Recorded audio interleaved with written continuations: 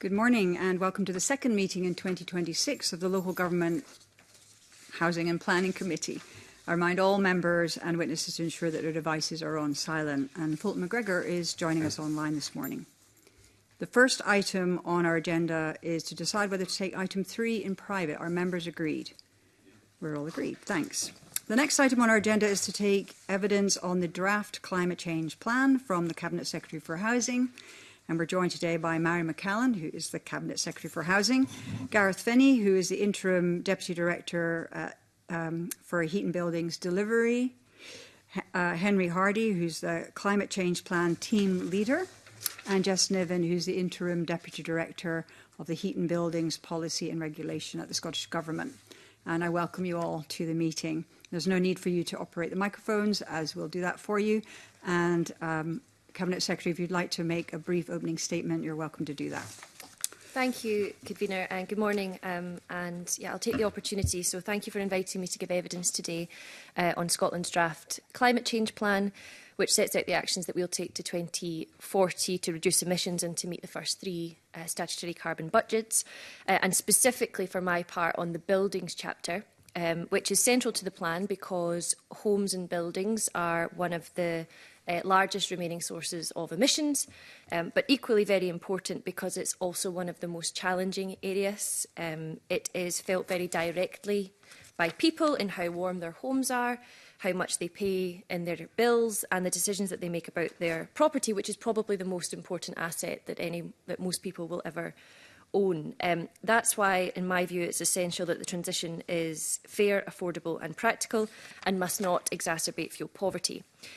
So, for our perspective, delivering that transition is not a single policy lever. It requires a coherent strategy, bringing together many elements, much of which I'm sure we will touch on today, providing, firstly, long-term market certainty so that households and industry know the direction of travel and can plan. Secondly, supporting households and organisations with advice and financial support where needed. Building public awareness is also important, and so is investing in the workforce and supply chain so that we can deliver at scale. And I believe we are already making strong progress on this. Through Home Energy Scotland, we're continuing to deliver generous loans and grants and tailored advice to help households move to clean heat. And we've invested we have a wider package of support with £1.67 billion allocated to heat and energy efficiency programmes over the course of this Parliament. The Buildings chapter also builds on this progress, setting out further planned work, including a heat and buildings strategy and delivery plan to be published at the end of this year.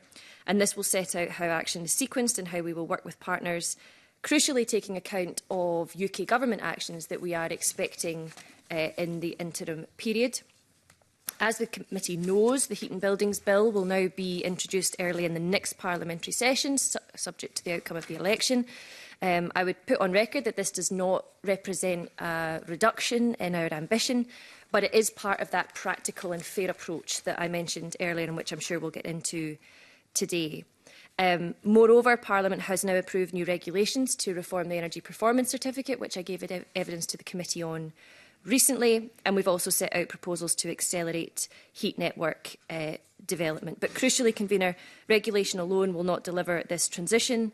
Advice, consumer protection and financial support, particularly for those at risk of fuel poverty, will be fundamental. And I would take the opportunity at that point just to mention our Warmer Homes Scotland and area-based schemes that are supporting those at risk of fuel poverty.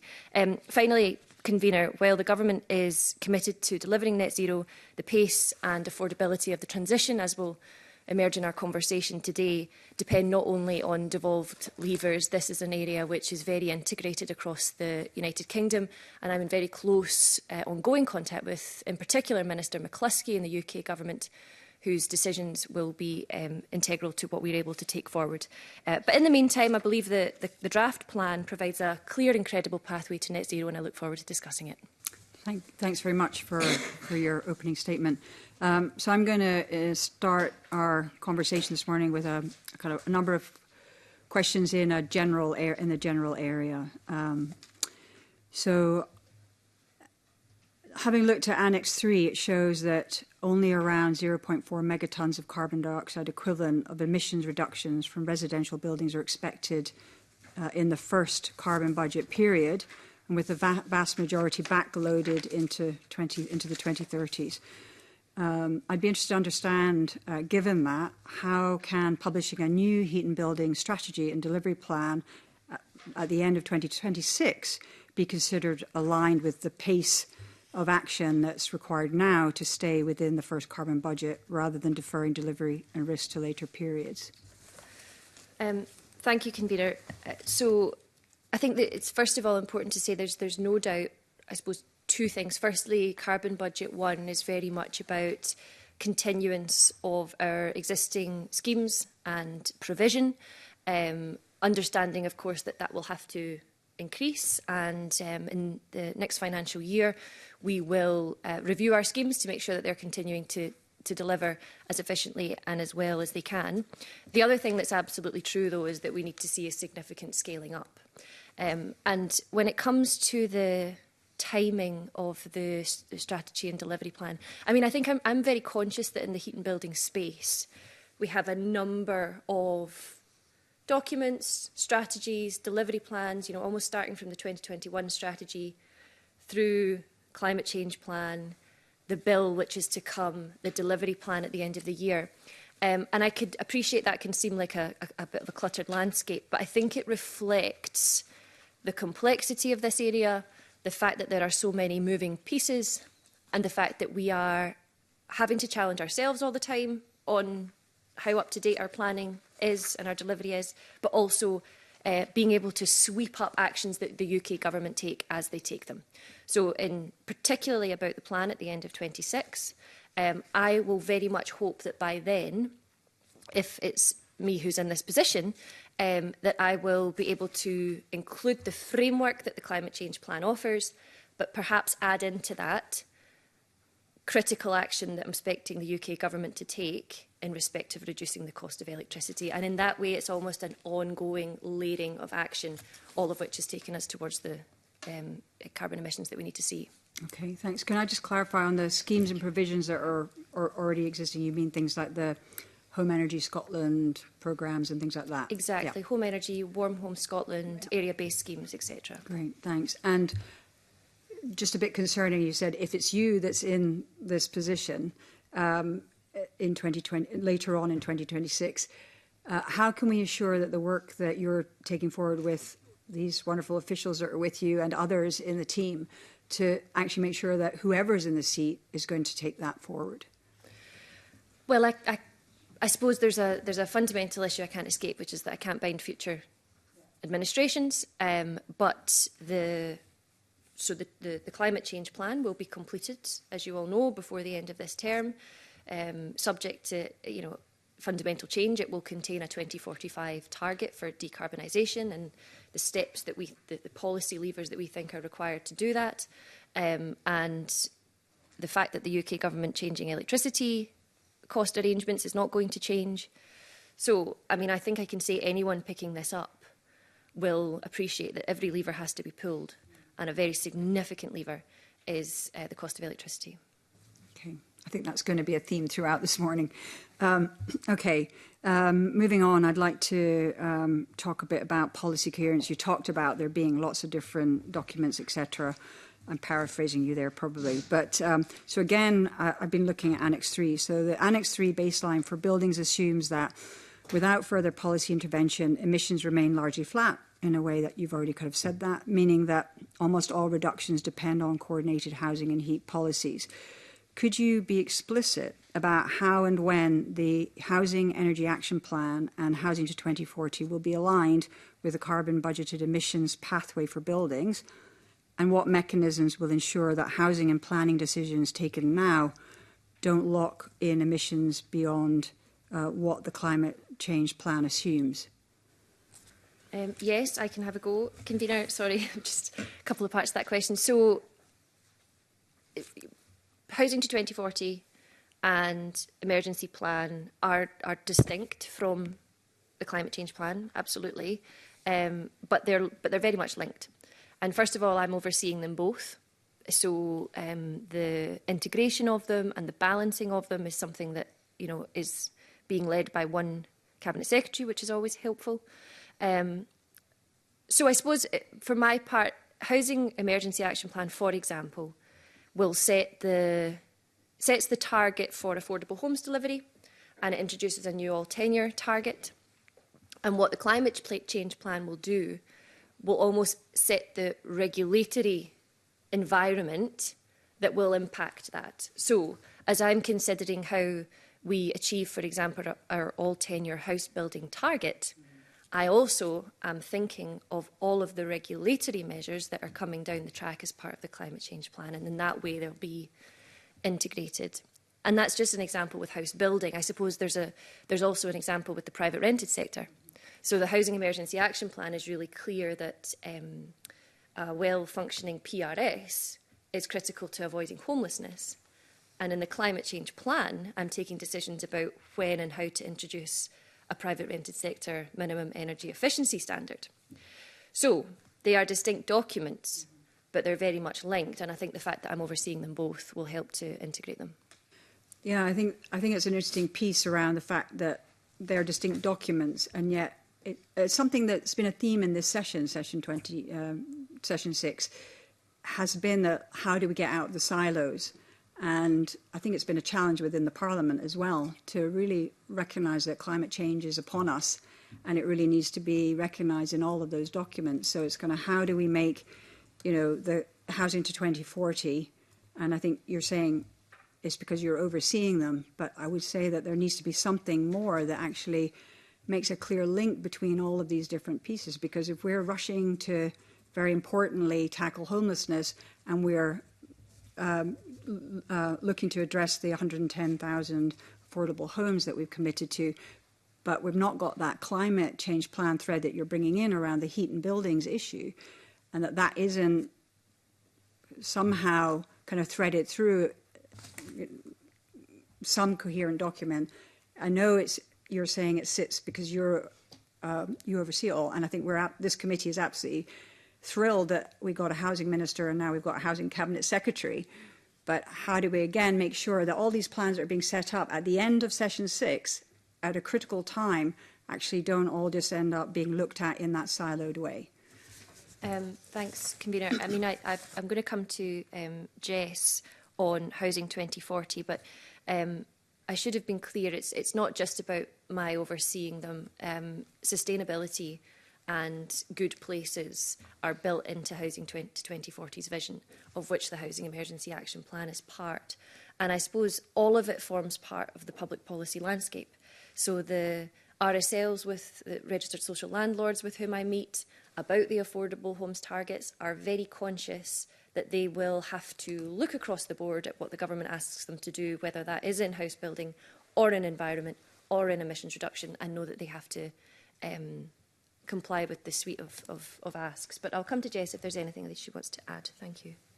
Thanks, Convener. I was just going to mention that, within the teams in Scottish Government, these strategies definitely reinforce each other. So I've just reminded myself of some of the things that we have already delivered that were included in the Housing to 2040 strategy. So the new build heat standard was a commitment in Housing to 2040, as was EPC reform, and also the Green Heat Task Force. So just to emphasise, within government, though, the strategies themselves are integrated, and we would expect to see that in the heat and building strategy and delivery plan that will be forthcoming this year.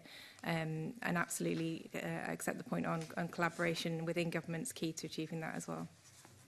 Okay, thanks for that reassurance. I'm going to move on to actually a theme, Cabinet Secretary, that you've brought up already, which is around the dependency on the UK government's decisions and kind of the risk management of that.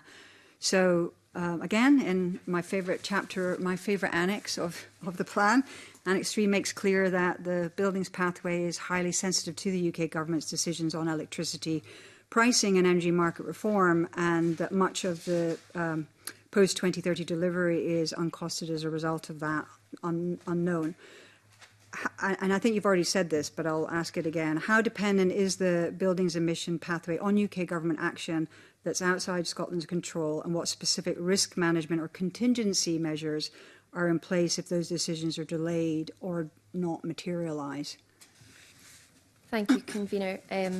So, yes, I mean, I deliberately referred to this in my opening remarks because I think it's is a really important part of the mix. We are trying to achieve a decarbonisation across homes and buildings in a landscape of a devolved and reserved split of powers, of expected technological advancement, of different availability of public money versus the likelihood of private investment, and all of that over a long period. So that's the sort of challenge. And one of the main parts of that is the cost of electricity. So for many years now, we have been clear about the importance of electricity costs relative to gas being rebalanced was important. The Committee on Climate Change have been clear that it's I think it is the if not one of the most important UK government actions that can be taken. And I think, just to put a bit of colour around that, if I look at fuel poverty and unit costs, so right now in Scotland, based on the recent energy price cap announcement, it estimated that around 33% of all households in Scotland are in fuel poverty and 17% are in extreme poverty. And that's before we get to those who are relying on alternative fuels. Now, if we set that against the fact that heat pumps are estimated to be 3 times as efficient as gas boilers, but the unit costs for electricity are currently around 5 times higher than gas. So with about a third of our population in fuel poverty, and despite a massive efficiency benefit from heat pumps, they still are running at about 5 times higher. Hopefully the committee can see how important it is that as we legislate for our population to make the transition, we have to be able to tell them that it will be affordable, that it will not exacerbate fuel poverty. So much of this, much of what the UK government are going to do has been expected in their Warm Homes plan, which is now much delayed. And I'm hoping it's delayed because the content's going to be well refined and well developed, and that my counterparts are taking their time over it because they're thinking seriously about how to do it as well as possible. But nonetheless, I am in the dark. So I don't know what UK government intend to do to rebalance electricity and gas. And until I do, I cannot assure Scotland's population that in asking them to decarbonise, it will not cost them more to run their schemes. So CCC have been really clear the UK need to take that action. We can't actually bake it into our projections, which is another kind of aspect of our legislation, which is difficult to wrestle with. But as and when UK government do take that action, which I hope they do, we will then be able to look at our projections and see how they can change. Okay. In your discussions with your UK government counterparts, do you have a understanding of what the barrier is to making this decision? I don't think I could say, convener, really, with the accuracy that's required at a committee. I think that we have struggled. I would say I don't want to politicise the question. I'm keen not to, because really I just want to see progress.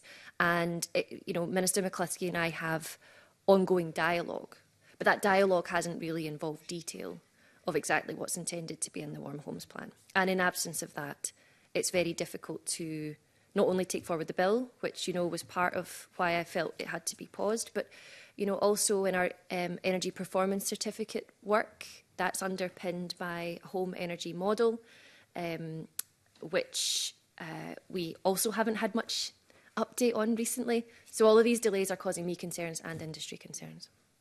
Okay, thanks very much for that. I'm going to move on to theme 2 and bring in Willie Coffey on heat decarbonisation, energy efficiency and skills. Thanks very much, Convener, and good morning, Cabinet Secretary and your colleagues. My questions are really around the scale of the challenge that faces us, and you were leading us in that direction a wee bit there, talking about the electricity prices. But firstly, in our evidence sessions, our council colleagues were telling us that they don't yet have the resources to scale up delivery of their own local heat and energy efficiency strategies, and tying that with issues like how do we develop and grow our housing-related green workforce, whether it's through apprenticeships, colleges, otherwise. Could you say a little bit about that difficult area, which I'm sure you'll agree is absolutely key for us if we're to make any progress down this road? Thank you. Yeah, absolutely. So I'll take them in two parts. So the local authority heat and energy efficiency strategies, if I'm remembering correctly, they are all complete, and we have funding for both for the development and the delivery of the strategies. I'll let one of my colleagues come in and just confirm that shortly, what the arrangements are for that. But there's no doubt that local authorities are really critical partners. So funding for the development of the strategies, funding for their delivery, I think that's committed over a number of years, but again, my officials can confirm that. And I think on the skills side of things, so I have again wrestled and discussed with stakeholders the question of how much of the preparatory work has to be done in the supply chain or in skills development or even in public readiness before you legislate, and how much does legislation drive that? So there's kind of a chicken and an egg scenario, and you need to try and get the balance right. And for skills, I think that there is a lot of work being done, both by government and by industry. I know Scottish Gas, for example, have, I think it's a Start at Home scheme where they allow some of their teams to practice the installation of a heat pump by starting it in their own home. So that's just an example of a major employer like Scottish Gas leading the way. Equally, for our part, our Warmer Home Scotland scheme has a contractual requirement for training, and I believe that's producing modern apprentices in quite a number. So that's all happening now, but the setting of the 2045 target and that backstop for decarbonisation ultimately will drive this as well, because it's about saying this is the direction of travel, this is the way we're going, and while some preparatory work's been done, it now needs to be stepped up. I might just come to Gareth, just if you want to correct any of the numbers that I've used there, or give a bit more detail on the apprentices and things. Yep. So thank you. Thanks, Cab Second. Thanks, Convener. Just to build on what the Cabinet Secretary has said, in terms of the support to local government, we fund LHES officers in each local authority. We're providing £75,000 per annum to each local authority out to financial year 27-28, and that's kind of baked in, and that's committed to. So we're working on that. One of the key kind of delivery mechanisms for the LHES is the area-based programmes, and keen to work with local government on that. And as the Cabinet Secretary said in her earlier answers, a scheme review is planned, so we'll be looking at, I guess, what the role of local government in delivery, particularly around the LHES, is going forward. Other areas where we are working with and supporting the resourcing at the local government level is around heat networks. We work very closely with local government through the Heat Network Support Unit, which is a kind of a partnership between Scottish Government, the Scottish Futures Trust and Zero Waste Scotland, and that provides support into local government, and we work with them on the technical aspects but also the commercial aspects of heat network development. So kind of key aspects of the delivery and support that we're providing to local government. On apprenticeships, as the Cabinet Secretary said, we do a significant amount of work, particularly through our schemes, and just to kind of add a bit of flavour to that, Warmer Home Scotland is one of the kind of key primary delivery mechanisms for us. It's a significant contract for the Scottish Government, 90 million committed to it in this financial year, and significant spend to date through that scheme.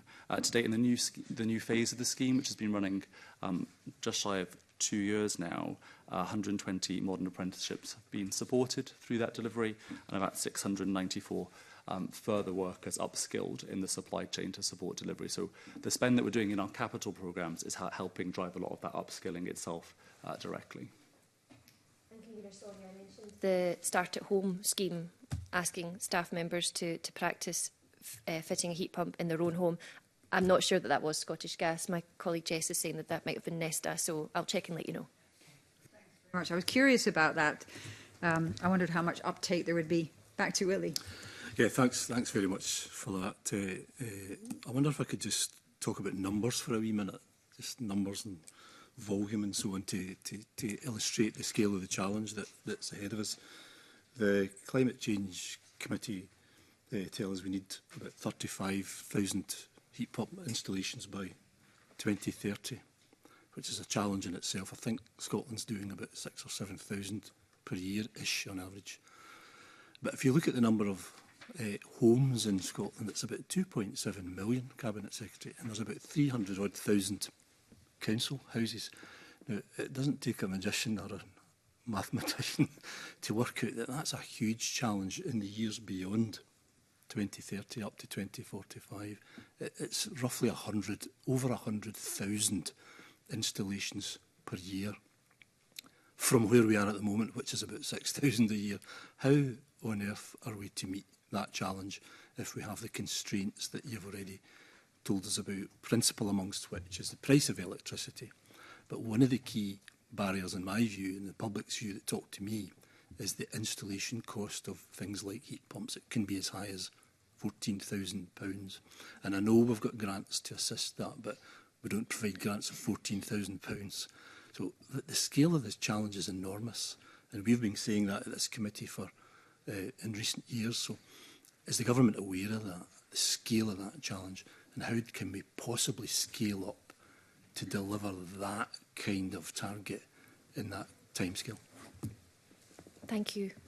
So yes, we are very aware of the challenge. It's extensive, and there are a number of barriers, and there are a number of things which, if they happen, will clear the pathway a little bit more. So you're right. I mean, I was just scribbling down when you were talking there that we need to go from about 5,000 annual installs in 2026 to over 8,000 annually by 2030, and then, you know, significant climbs thereafter. So one of the main tools in our power are our schemes and our support mechanisms. So, you know, that combination of grant and loan that we offer just now, with more in rural areas, is a really important part of supporting people to do it, because yes, people tell me it's the cost of installation and it's the running costs thereafter. So if we support people with the cost of installation, we still need the cost of electricity to come down in order to make it viable for running. So, I mean, I think that you support with the schemes, you work to build a heat networks industry, which is going to be a really important part of how we decarbonise in urban Scotland or in conservation areas. You make it the easier choice with the best consumer advice that you can, with really clear support from the likes of Home Energy Scotland. And then ultimately it has to become the choice of people. And it will become the choice of people when it is ultimately makes financial sense. And that's when the unit cost of electricity isn't 5 times higher than gas. So that's why, again, I come back to that really critical action from UK government. So there's like a basket of things that we can do in our power, Willie, and we will we'll seek to maximise all of them. As I say, we cannot factor in that change of cost into our planning. Our legislation just doesn't allow us to do that because the UK government haven't given us a time by which it will be done. But once we have that clarity, I think it will become much clearer. And I think that it will be the point at which people say this is going to make financial sense to me, my house is going to be warmer, my bills are going to be lower, and I'm going to make the switch. That will make the difference. Your constituents must tell you the same as they tell me, right? That they don't know who they can trust. They don't know where they can buy a heat pump. They don't know where to go, who can be trusted, and whether a company that they might buy one from will still be there next year or the year after. Cabinet Secretary, is there a role for the local authorities to step into this territory, into this space, somehow to be the trusted partner that could perhaps even be the supplier, the volume supplier to bring prices down, and who will be there? I mean, we pretty much expect local authorities will sustain till 2040, till 2045, and be a trusted partner that local people can go to for help, support, maintenance, and so on and so forth. I don't see that there's much evidence of that. Perhaps there's some kind of legislative barrier to that, but my neighbours in my particular, where I live, ask me this all the time. Can the councils play a role? And that's for the private sector, private residents, which is 9 times higher in volume terms than the public sector retrofit problem that we face. So they ask me these types of questions. Can the council help? Could the council supply this? Could the council maintain it? Could the council give me a better price? And that would be possibly an attractive option for local authorities to step into that space too. It might be worthwhile. So, in looking at the scale that we've discussed there and how we get from 8,000 a year to 100,000 a year, is that a potential option for Scotland to look at, to engage the councils much more directly in this whole work? Thank you. I think that's a really so. Firstly, that does reflect what my constituents say to me. I was actually visiting a constituent in Carstairs Village in Clydesdale, who had a heat pump and various bits and pieces installed on our Warm Home Scotland scheme, and he told me of his motivations. It was about a warm home. It was about doing the right thing for the environment, for his grandkids, etc. And on the same day, I could speak to a constituent who would tell me this is just so far off my priorities right now. I'd love it. I'd love to have lower bills.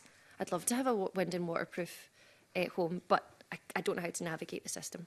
So trust is really important, and of course we know there have certain experiences in the past have worn away at trust. But I think that's why the Home Energy Scotland piece is so important, and why we are trying to clarify Home Energy Scotland as the sort of single window where you go in Scotland for support and for trusted advice on what you might be entitled to and how to move through the system.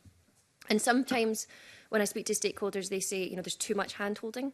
And actually, in order to get to the kind of scale that we need, we're going to have to change the system a little bit to be a little bit more hands-off, just to get to the scale. But I'm kind of wary of that, because I think that we're talking here about, well, many of the people who our scheme support are in fuel poverty. We're talking about fundamental changes to their home. As soon as that work starts, quite a lot of my constituents panic a little bit, because they think, have I signed up to the right thing here? The work's begun, blah, blah, blah. So I think that support mechanism is important, and I'd be very open to how local authorities could have I guess they do have a role just now, but what you're talking about is a more fundamental strategic delivery partner role.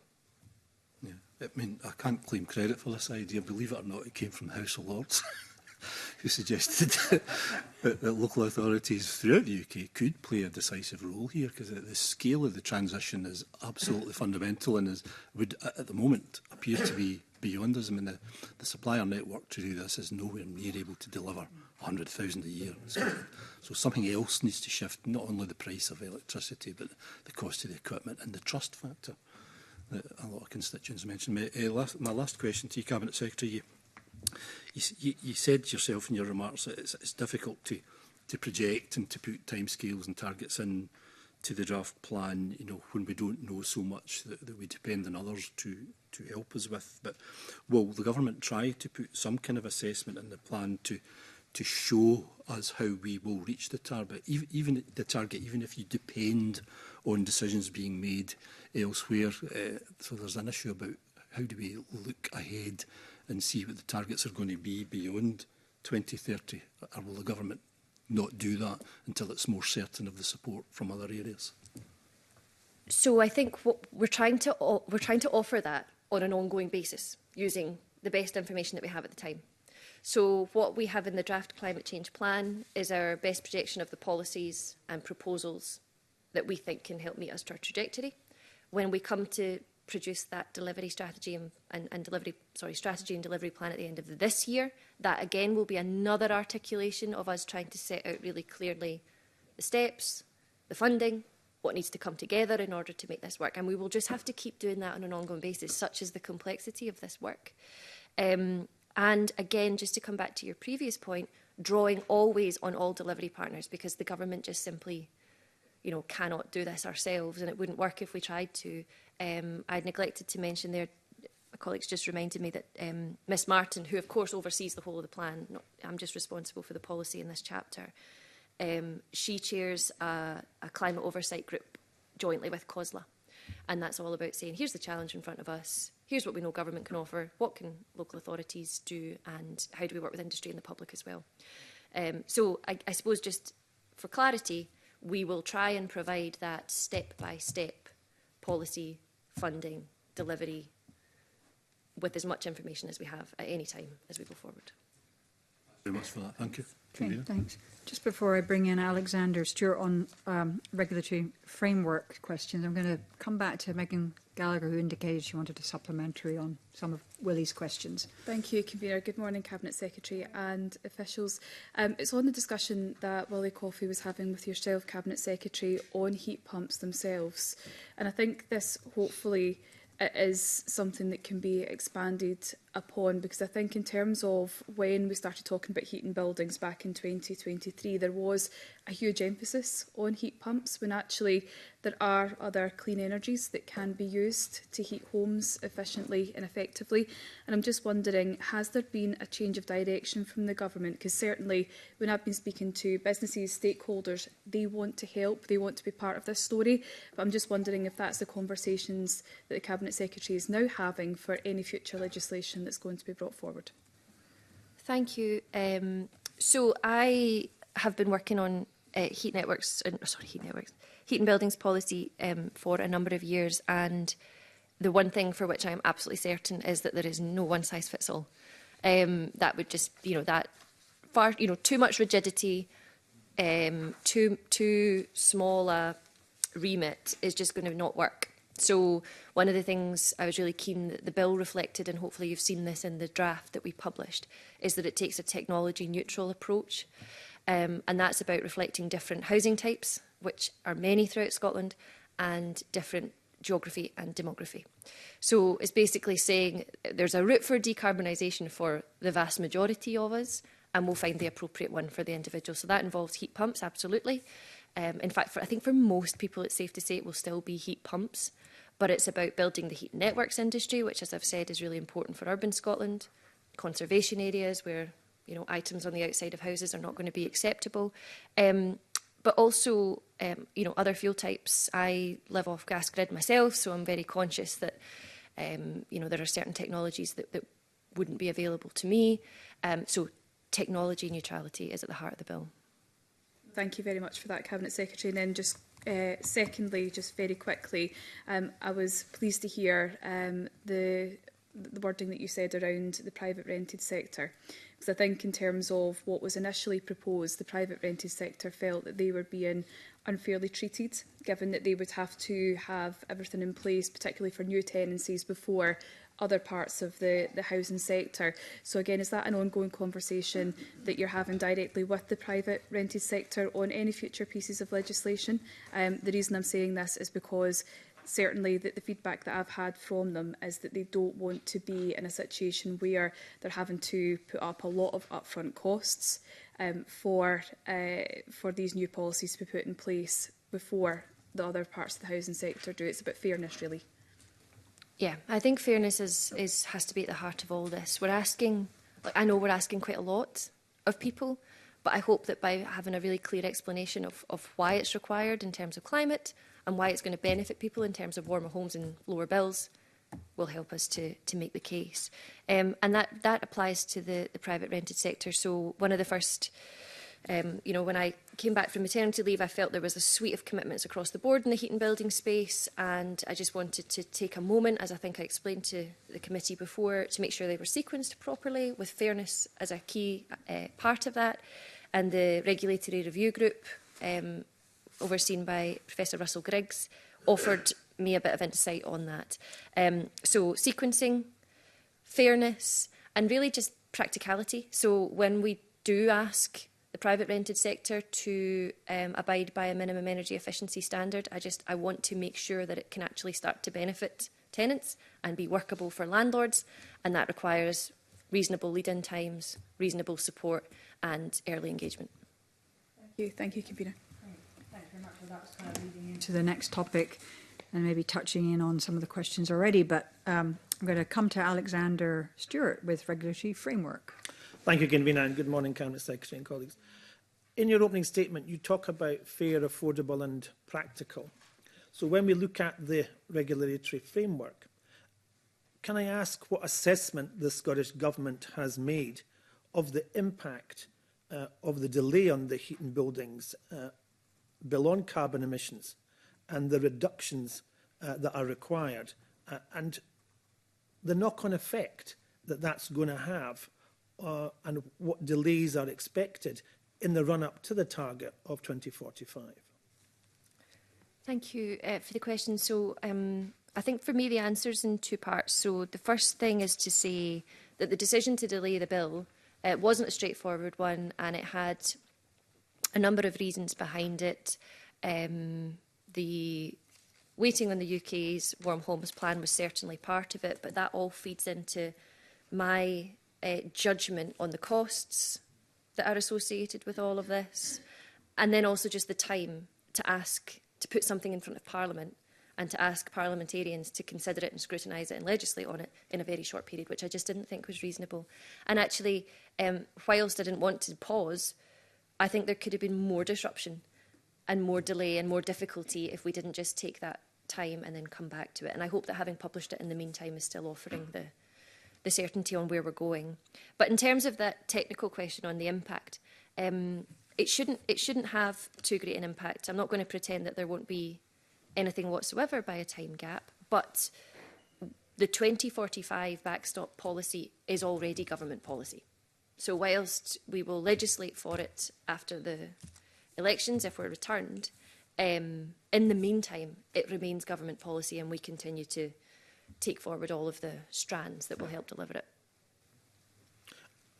And without asking owners to switch to the zero carbon heat systems, how will that target to meet that? Because if we don't have that opportunity for them to deal with that, Cabinet Secretary, then it gives them limitations, but it also gives government limitations to try and achieve that by 2045.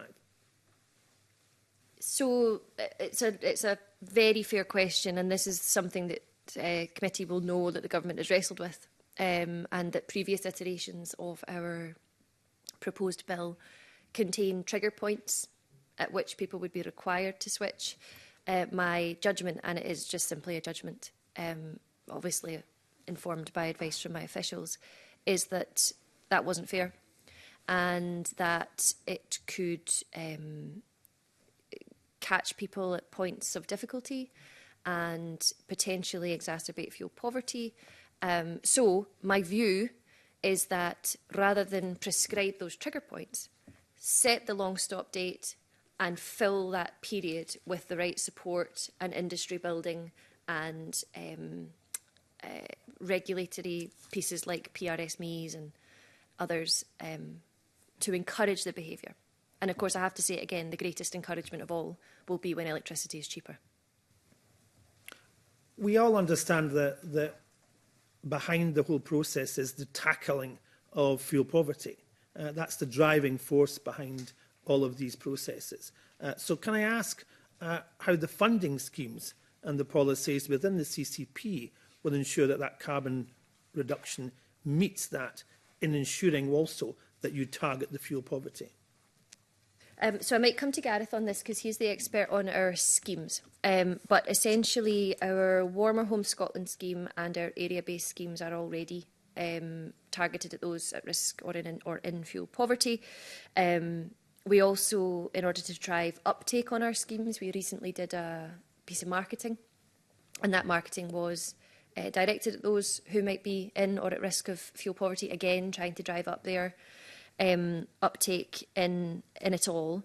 And again, I suppose for my part, I have to speak again to, managing to rebalance those costs, because, again, a third of the population in fuel poverty, 5 times more expensive unit costs. But Gareth, sorry, is there anything you would like to add on the schemes? Or I can add a bit more. Yeah, thank you.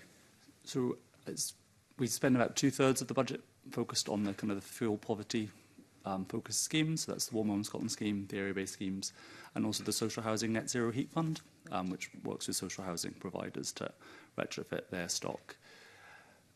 The schemes are designed in such a way that they predominantly install energy efficiency measures, which gives an emission saving of between kind of 5 and 10% of the emissions of that building. There will be some comfort taking. People are historically underheating their homes, so they take some of that comfort from the energy efficiency installs. Through those schemes, we also do deploy clean heat measures, so heat pumps and other clean heat technologies. The Warmer Home Scotland scheme is a good example where we do a whole house assessment of what is appropriate for that building, and we look at what the right package is. So if it can take clean heat without being detrimental to the running cost and the affordability of the household, they will get that whole package. And we'll look at whether they need solar PV and battery storage to help offset some of those running costs. So where it makes sense, we take that whole house approach, and that gets you further towards that emission reduction. But the energy efficiency measures are also contributing, and we do a significant amount through those schemes for energy efficiency measures. So about 12,000 households are forecast to be supported this year through those schemes alone.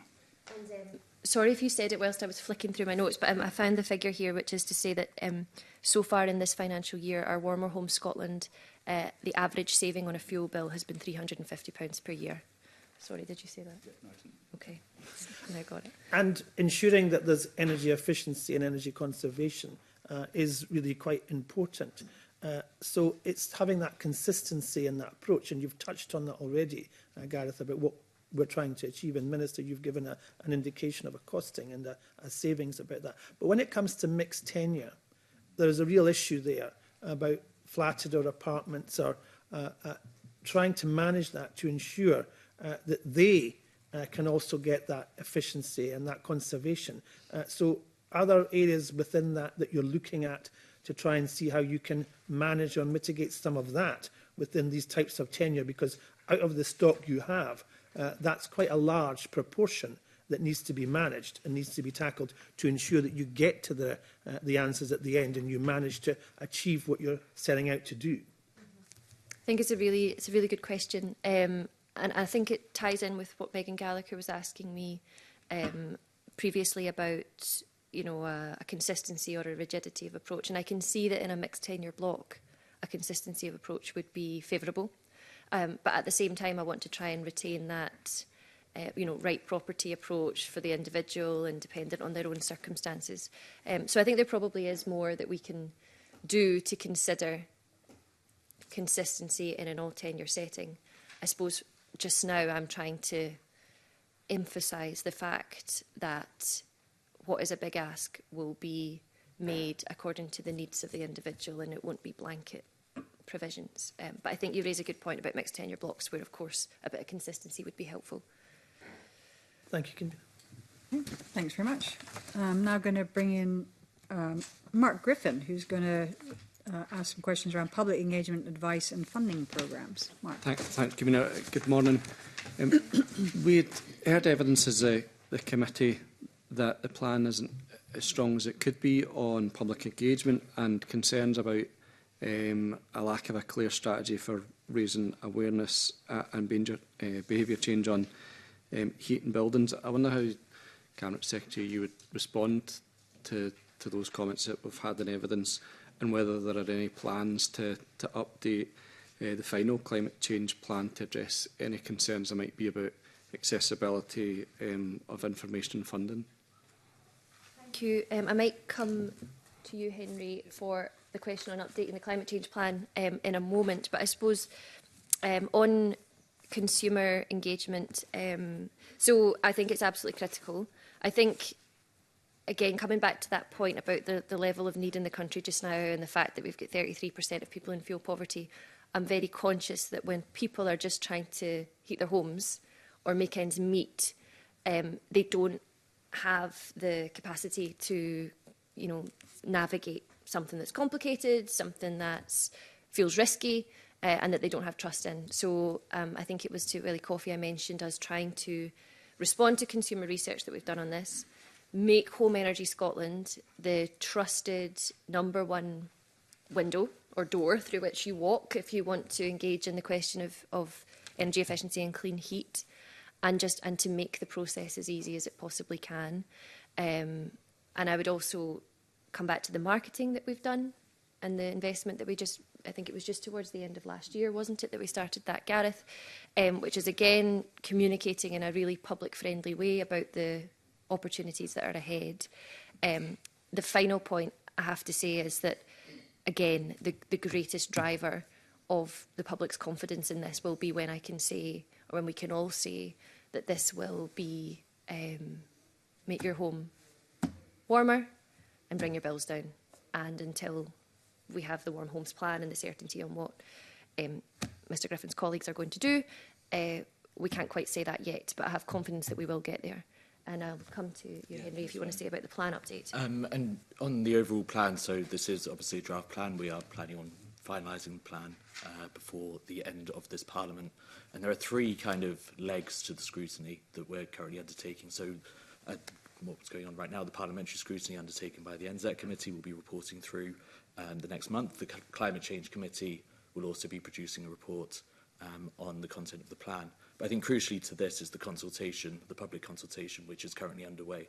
So that's a 12-week consultation, which is live at the moment. We're expecting to get quite a lot of responses. Many of those will be kind of institutional, and I think we'll be repeating some of the kind of scrutiny and topics that we're talking about today. But the other part of that, which is really important, is that we are looking to get more local representative engagement. So we're working with trusted partner organisations to drive information raising and drive responses to consultation through local communities. So that will be both in areas most impacted by climate change and the transition, but also to underrepresented groups. So we're working with organisations like YouthLink to make sure there's youth engagement, and also through RSGS, looking at engagement from other underrepresented groups. So we're kind of broadening out that approach to ensure the consultation is as broad as possible. We'll be taking on board the outputs of that consultation as part of finalising the plan through to March. Yeah, so I suppose we are doing that work, and we can update the plan according to what we are told. I think it's also worth remembering the work that I was talking to the committee about on the EPC reform. All of that was about, well, not all of it, but it was in part about creating a product that was more user-friendly and more something that people could navigate more readily. So we're trying to build that in across the board. Okay, thanks for that. And, you know, spoken previously about the scale of the challenge when it comes to what we need to do to decarbonise homes. So just to ask whether Home Energy Scotland support and resources will be scaled up to, you know, to meet the scale of the challenge, and also whether there've been any discussions around the kind of pathway for a householder to go through with Home Energy Scotland. You know, I've heard concerns about how complex that and daunting sometimes that seems to be for homeowners, and I guess if they're going to be scaling up the number of households, it could potentially be made more efficient and less daunting to homeowners at the same time, and whether any consideration has been given to that. Thank you. Yes, it's definitely something that we want to improve. And, you know, I've said a number of times now, I want Home Energy Scotland to be the repository for that advice. I think that you're absolutely right. That will be required more and more as we scale up. But equally, there is nothing actually more effective than seeing your neighbours go through the process. So I think, again, there's a kind of floodgates argument, which is that once more homes in the street have had the work done, and once more neighbours are talking to each other about their own personal experience, that probably has as much of a positive encouragement than anything that politicians can do. And of course, we'll support constituents in our own areas. On support, we've obviously got the budget later today, so I will resist preempting any of the content of that in respect of support for the likes of Home Energy Scotland. Just one supplementary, Camilla. I think you're absolutely right when it comes to kind of that neighbour effect, when you see your neighbour getting a heat pump or whatever is installed, and, you know, getting the rave reviews about how warm it is and the costs coming down. One of the frustrations, I think, has been when the neighbour speaks to the contractor who's installing the system and says, well, could you do this in my house as well? And they say, no, we're just contracted. You need to go through Home Energy Scotland. You need to go through that process. Is there any way of making it simpler for that point that you make for neighbour to neighbour to speak to the contractor and make it simpler for them to offer a similar service in the street when they're in there, rather than going through a whole different process with Home Energy Scotland? Yes, I think it's a good point, and I think it would be fair to say, you know, in the future we don't see a system where everybody is referred through the process in order to, you know, people will just increasingly take it upon themselves to organise the work. So that won't happen as much, whereby, you know, there'll be you have to come through the scheme in order to engage with us. People will be able to have the work done out with schemes, and it will be a mixture. Does that sound fair, Gareth? Yeah. Thank you. Just picking that up, so, but in order to access the funding, that's the grants and the loans, you do have to go through the scheme. Absolutely. Yes, sorry, yeah, it was just as we scale up, more and more people will not access through the scheme and will do it off their own. Yeah, back. so, and maybe I shouldn't put this on record, but so I've got an air source heat pump and went through the process, and that was interesting, and it was a few years ago now. And we found an installer. We found the installer first before we got to Home Energy Scotland, and it was great. We had a really super installer. So we did it a little bit in a different way. And I just want to pick up on more of what Mark's been saying, because we had this informal session with people who have both gone through the process or have tried to go through the process. Now, things might be different now from when those people and myself went through the process, but it was really a difficult process. It wasn't smooth. Communication response times from Home Energy Scotland were slow, and things like an email that would come and ask for a bit of information, but not all the information that could have been asked for at that time, and then difficulty in not really being assigned a caseworker. So kind of like kind of being bumped back into the system rather than actually being assigned a caseworker. Now, that might have all been tidied up since those people have expressed the experiences that they had. But I just think it's something we need to really... Absolutely fair point. And I think, you know, for my... for the correspondence that I receive as a minister across my portfolio, a substantial part of it is MSPs coming to me on behalf of their constituents who've had either, you know, some of the experiences that you mentioned or have had some difficulty. I would say, and it's only anecdotal from my perspective, the types of correspondence that I'm receiving from MSPs is now leaning more towards complex cases where there's been difficulty, as opposed to run-of-the-mill cases where there's been difficulty. So that's positive, but I've no doubt there's still work to do. But Gareth knows a great deal more about the operational aspects of the scheme. So do you want to give any views on that, Gareth, please? Yeah, absolutely. It's a good question, Convener. It'd be good to hear more about, I guess, those private sessions that you've had with members of the public and their experiences. We do have a programme of work ongoing at the moment looking at how we can improve the customer journey through Home Energy Scotland. Some of the things that we've started to do, I think some of the early kind of challenges around the verification, we've started to strip out that, and we've got kind of online verification that's happened to simplify that part of the process. We've also now got, we're trialling an assigned caseworker, so people always are in touch with the same person that's familiar with their case, which I think is helping and is supporting individuals through that customer journey. Other areas where we're trying to make improvement, and you noted, I guess, requests for information kind of coming piecemeal. What we're trying to do is we've now got a much, I think, better customer guidance on what is needed and what's required, so they can make sure they're getting it from the installer, so they can make sure they're sending that kind of en masse or in a full package to Home Energy Scotland for approval.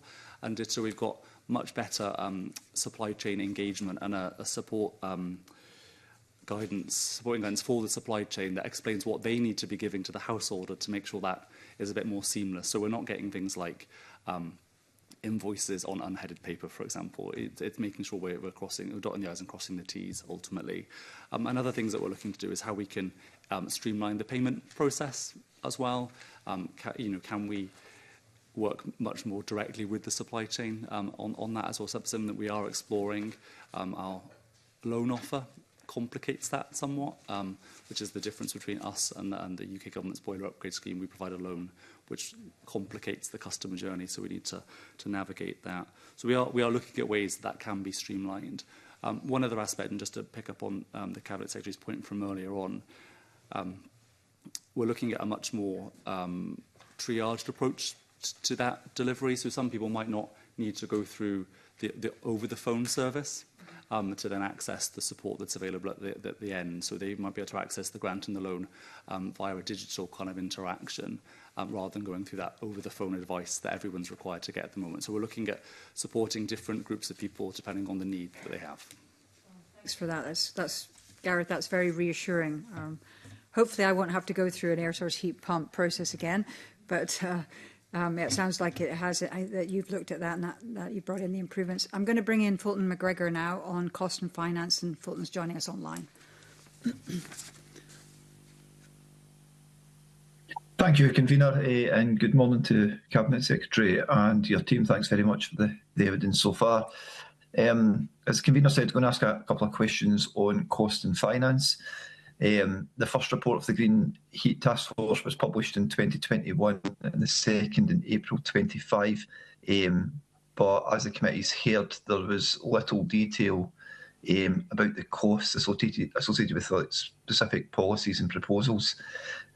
So I'm wondering, Cabinet Secretary, do you think that the final plan will give more information on the costings that are anticipated? Thanks. Thank you very much for the question. Of course, costs, among another couple of key issues, are absolutely paramount in all of these considerations, whether it's for the individual, whether it's for the public purse, whether it's for industry, and actually it's going to be a combination of all of those that will meet the costs of all of this. I think probably important to say, you know, when we're discussing costs, we're talking about a 15-year trajectory, which makes it inherently difficult to be as accurate now as we might like to be. And that's not only because of technological advance that will undoubtedly happen in that period. Who knows what technology will emerge? We will see, costs come down for certain products as they become more readily manufacturable. We'll see changes in UK government policy, which will affect the cost of running the clean heat systems. So I'm just putting that on record so that the committee can understand the sort of uncertainties that we're dealing with. Despite that, I think, and Henry is the expert on the climate legislation now, which is not so much my bag anymore, but we set out more detail on costs than other administrations throughout the UK because our legislation requires us to do that. So we already have more detail than others might provide despite that uncertain horizon. And I suppose for the buildings piece, we've included as much as we can, as accurately as we can. Okay, thanks for that. And that's an understandable point of view and answer, Cabinet Secretary. I'll just bring my final couple of questions together, if that's okay. But if you need me to come back in to clarify anything, that's okay too. Just since I'm online, it might be easier. Can I ask how will recommendations of the Green Heat Task Force second report be prioritised, and will a range of funding solutions be mobilised quickly? And what are the implications, pardon me, if alternative funding solutions do not materialise as you anticipate? Thanks. Thank you. Yeah, absolutely fine to take those two together, and I'll make some remarks and then probably come to Gareth on Green Heat Task Force. Firstly, it gives me the opportunity to thank the Task Force for their work, which was excellent across both the reports. We formally responded at the end of last year, December last year, and we were able to, there was a great deal of alignment with what was recommended of us, and some of the actions we can take quite rapidly or are already underway, like working with the banking industry, and then some are a little bit more long term. But I'll come to Gareth, but my impression of this is that there are already significant amounts of products available, banking products available. And there's a sort of differing view, which is to say some think you need a bespoke green mortgage. Others believe existing products that are not necessarily greened can be used in order to help individuals to work through this. So that's one part of it. The other part is about industry building and creating that investable pipeline to draw in private funding. And much of what, for example, our work on heat networks is trying to do is about making the case for investment and bringing in as much private funding into this expensive area as we possibly can. Gareth, do you want to add anything to that? I can add a small amount. So, as the Cabinet Secretary says, I think one of the key findings from the task force was there isn't a shortage of finance. It's about growing that demand and growing the supply chain for that finance. We already have a number of products on the market, so we see green mortgages is one example.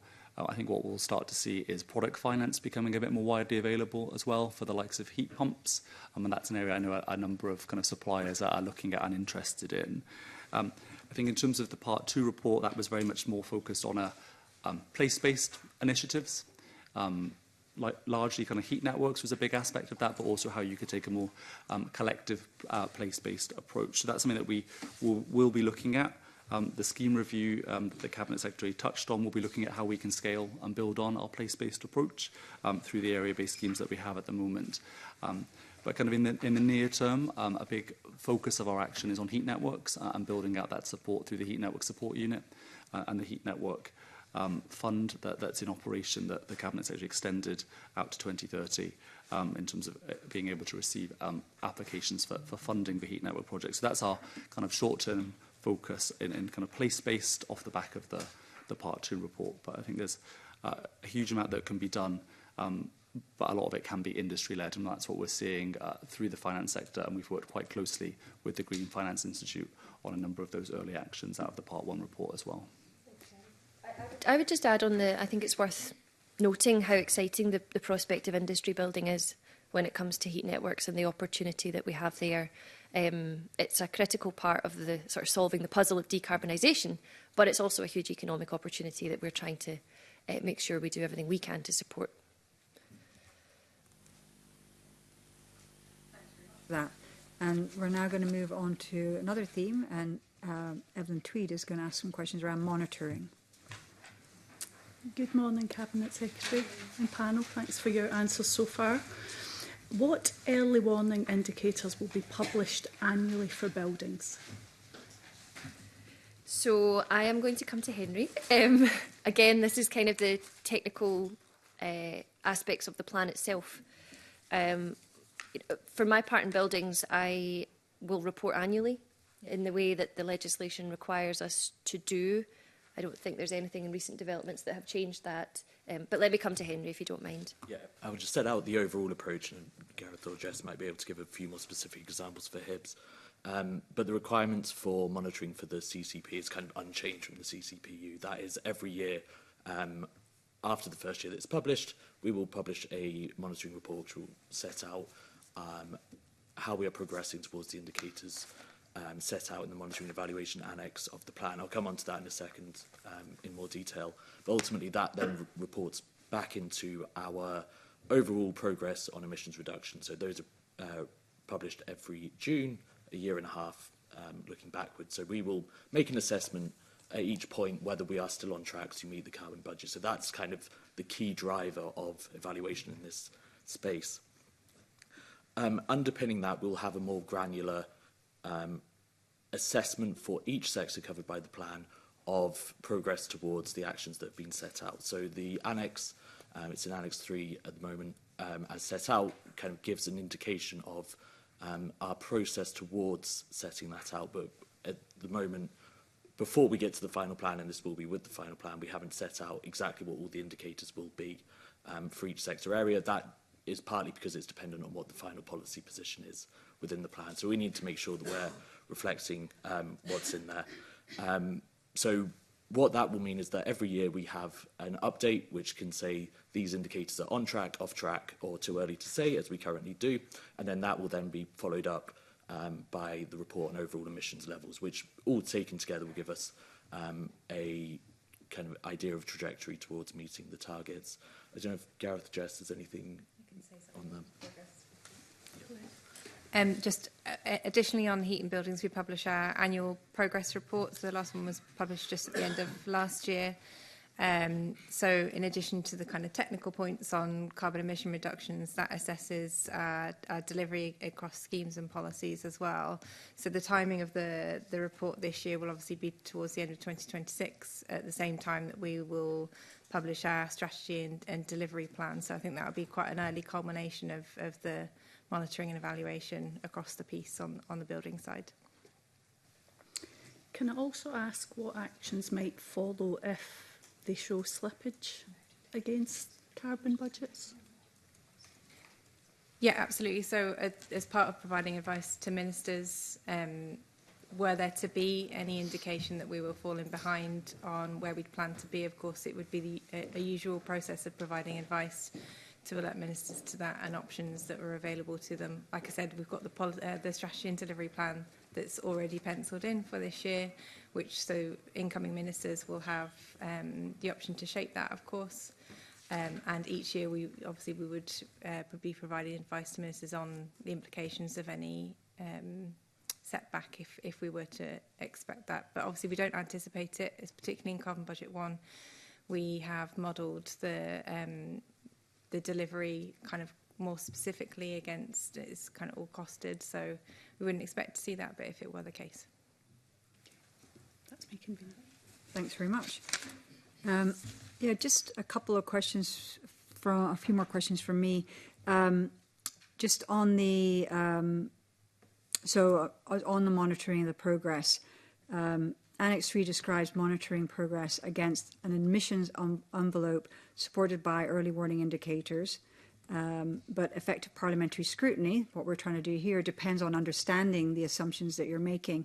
So I'd be interested to know if it's possible to, before the final climate change plan is published, to see the key modelling assumptions for the building sector, including the assumed installation rates, uptake trajectories, and delivery timelines. And also, I think one of the things I'd be interested in understanding is how current, right, because we've built this plan on certain modelling, and I'd love to understand how current our data sets, the data sets that are being used are, just so that we can understand, are we actually starting from the right place? I guess that's what it is. Yeah. Well, we can certainly undertake to update you, convener, on that point about data sets and the extent to which they're up to date. Absolutely, we will come back to you on that. And they will be, but we will provide you with the detail of it. I think the other thing to say for housing portfolio is that the modelling is not just, it's not just a pure model, emissions model approach that we've taken. It's the culmination of the policies that are available to us to pursue, that we and the scale that we think they need to be deployed at in order to reach the trajectory. And we've set them out in the chapter already. So you know, it's the 2045 target, it's the creation of heat networks, it's PRSMEs, it's social homes net zero standard, it's EPC reform, and our judgment that all of those coming together can meet the carbon budgets at certain points. But I think I have to come back again to there is a sort of elephant in the room, which is this question of, as soon as UK government take effective action to rebalance gas and electricity prices, something that we can't currently factor in, that will make a significant improvement and change to the picture. So we will remain flexible and we'll continue to keep the committee up to date. Okay, thanks for that. Also, again, Annex 3 shows that emission reductions in buildings are largely policy dependent, which is kind of what we've been talking about, although you pointed out that there's some degree of preparation that can be done before we actually legislate. So with the delivery costs shared across government, local authorities and households. So one of the things that came up in one of our previous evidence sessions was a sense from stakeholders that there's a plan, but they didn't really understand how it was going to be delivered. There wasn't that clarity. So I just, in terms of the building sector, I'd be interested if you would be willing to or are able to, because I know we're in a very time-constrained situation, but so at least for the carbon budget, publish kind of policy by policy delivery table. Kind of, I think maybe there is a route map element, but setting out expected emissions impacts, delivery, who's delivering it, the start date and the funding route that they could expect to take. So that kind of clarity, so we can actually take this plan from being a plan to actually delivering it. And that way we have that clarity in Parliament, so that when we come back to looking at this next session, we can also have that measurable of like, okay, this is what was committed to and this is what we've achieved. Is that something that would be possible to do, certainly in relation to Carbon Budget 1? So I I want us to provide the detail on policy, on emissions reduction and on cost that the legislation requires us to do. And my judgment is that what's in the draft chapter just now does that. But of course, that's why we're speaking to Parliament about it. That's why we're speaking to the public about it. And I will take on board what's said on that. But then I also have to come to the fact that we've committed to this strategy and delivery plan at the end of the year, because I understand there is a call from yourself, convener, from stakeholders for more of that, who will do what when. And so we will try and, we've certainly captured a lot of that here. You know, even if you look at the individual policies, even, you know, where I'm referring to energy performance certificate reform, so I'm on the record about who will do what when for that. So, you know, the information is available. So I will make sure that's being provided as much as it can just now, and I will give a commitment that it will be, more information will be made available via that plan at the end of the year. Thanks very much for that. I mean, certainly, if you go back and look at the official record from the sessions we had with COSLA, it was a very good session. It was COSLA and other local authority-related organisations, and maybe there's nodding heads, so maybe that was already referred to. But I think there was a real piece of, so it may be in the plan, but there's something about how do we translate it into like, oh, this is really easy to pick up and go, oh, this is my bit, I need to do it. So there's something maybe about, we spoke heard earlier about the really good kind of ideas around consumer engagement and things like that. Maybe there needs to be something about people who are delivering it engagement and helping them understand this is really what you need to be doing. And that's exactly our intention with the strategy and delivery plan. Brilliant. Okay, I've got a final question which is connected to that, which is around ensuring that the final, the next kind of steps of the final CCP. So how are you going to put processes in place that ensure that the final CCP takes account of consultation and parliamentary scrutiny? So, you know, we're scrutinising the draft, but we're coming to the end of the session in March. Where does Parliament come in on that final plan? And what feedback has already been integrated into the final plan? Because I can imagine you're picking things up and adding them in. We are. So you mentioned the session that you had with COSLA and others, you know, reading the official record for that in preparation for today, and it is a really important part for us of understanding what people think about the draft and how it might need to change. So we are taking all of that on board.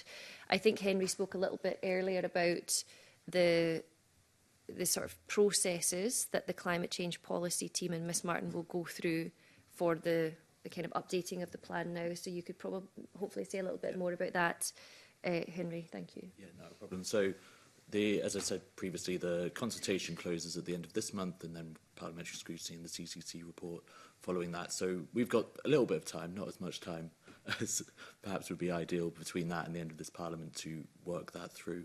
That will be an assessment between Cabinet ultimately on which changes should be taken forward, and an assessment of those and delivered back to Parliament in advance of the end of March. I think it'll be for Miss Martin to kind of set out next steps on that kind of process as we get nearer to that point. Thank you. Okay, great. Thanks very much. That concludes our questions. And thanks for a very good discussion this morning. Very much appreciated. And that now concludes the public part of the meeting, and we're going to move into private. Thanks very much.